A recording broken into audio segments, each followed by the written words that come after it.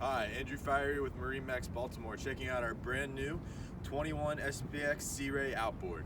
We're going to start back here with the Mercury 200 motor outboard. It's a great power plant for this boat.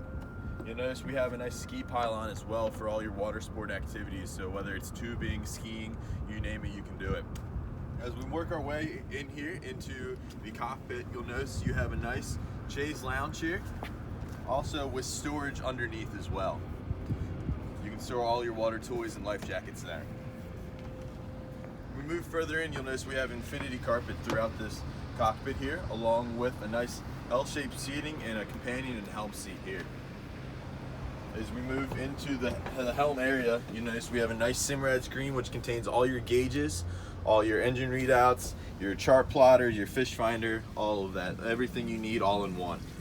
We also have a nice fusion head unit for all your stereo needs, whether you're hanging out at a sandbar playing music or cruising along, you can do it all.